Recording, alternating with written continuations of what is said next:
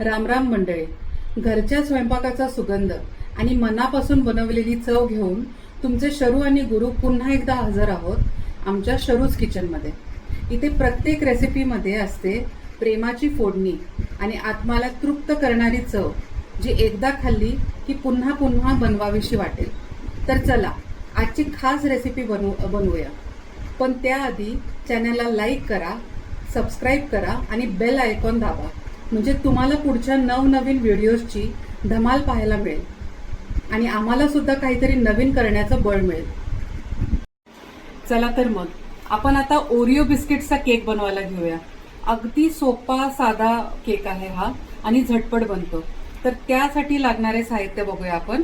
मी इथे 80 बिस्किटं घेतलेत. 40 बिस्किटांचा एक केक होतो, त्याप्रमाणे मी आता 2 केक बनवणार आहे, म्हणून आपण 80 बिस्किटं घेतलेत. त्या 40 बिस्किटांसाठी आपल्याला लागतं 2 कप दूध. कोमट दूध घ्यायचं. तुम्हाला हवं असलं तरच तुम्ही हे क्रॅनबेरीज ऍड करू शकता. थोडंसं बटर लागेल. 40 बिस्किटांसाठी 4 ते 5 चमचे साखर लागेल. तर त्याप्रमाणे मी एक 8 चमचे साखर घेतली. हे बघा, इनोचे पॅकेट्स लागतील असे.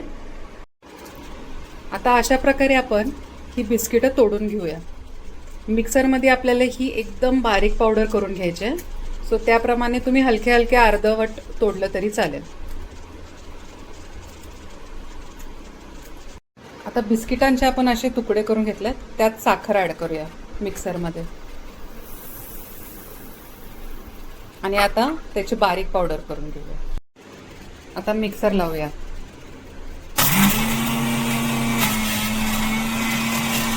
हे बघा, अशी आपण आता बारीक पावडर करून घेतली. आता आपण ह्याच्यात दूध ऍड करूया. हळूहळू दूध ऍड करायचं, एकदम सगळं दूध नाही ऍड करायचं.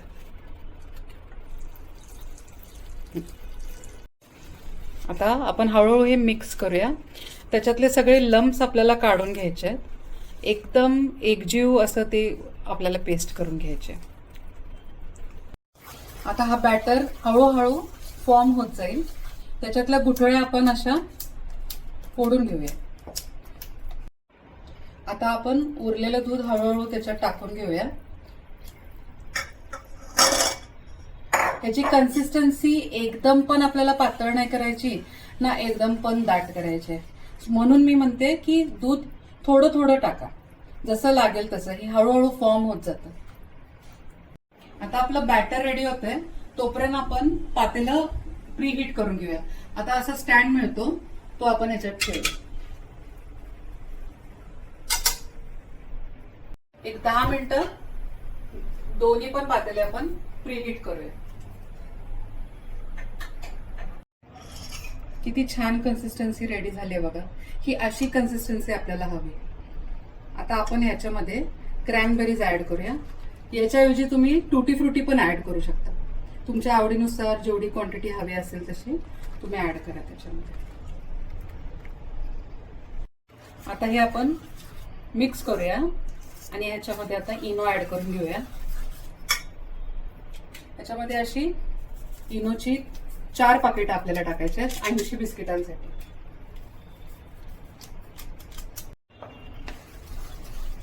आता इनो टाकल्यानंतर व्यवस्थित त्याला मिक्स करून घेऊया.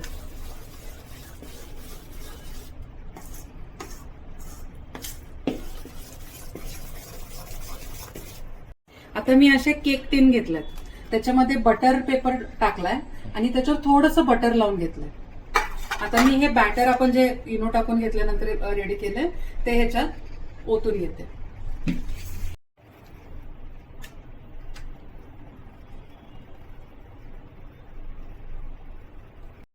आता मी हे ओतून घेते दोन्ही केक टिन्स मध्ये. समप्रमाणात टाकून घेऊया आपण. मिश्रण आपलं टाकून झालंय. आता जरासं आपण असं टॅप करूया, म्हणजे त्याच्या आतमध्ये काय काय बबल्स असतील कॅप्चर झालेले ते रिलीज होतील.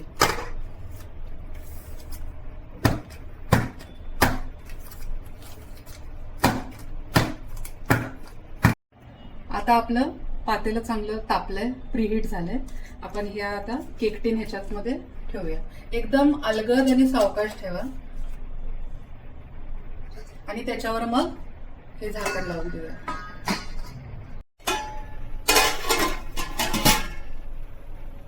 अजून एक महत्वाची टिप देते. आपण 10 मिनिटं हाय फ्लेमवर गॅस ठेवूया आणि 10 मिनिटांनंतर एकदम लो करून टाका गॅस. आणि 15व्या मिनिटाला जरा एकदा क्रॉस चेक करा टूथपिक घालून की केक चिकटतोय की नाही. आता आपण चेक करूया. 15 मिनिटं झालेली आहेत आपल्याला.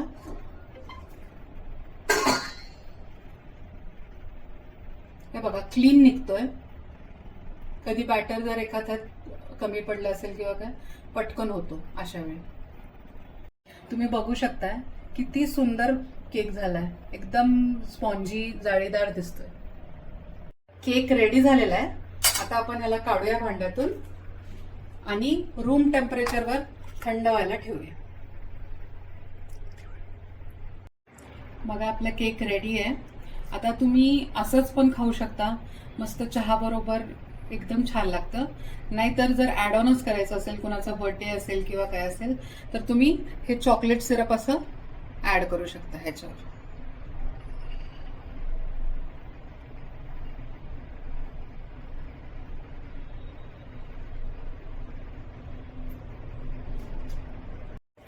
त्याच्यावर आपण आता थोडीशी क्रॅनबेरी टॉप करू शकतो.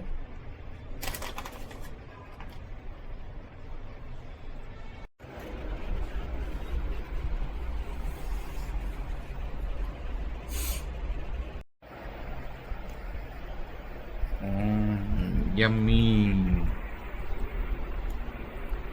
एकदम छान सॉफ्ट झालाय.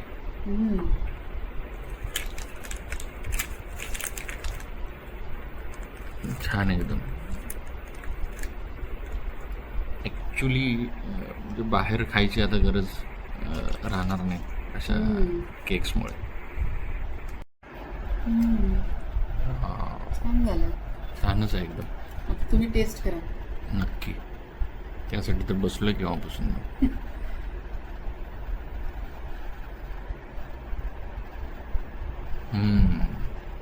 अप्रतिम. मस्त झालं. सगळ्यांनी नक्की खरंच ट्राय खूप छान करा. झालंय.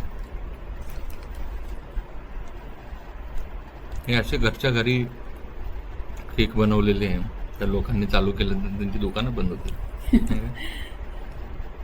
मस्त आहे.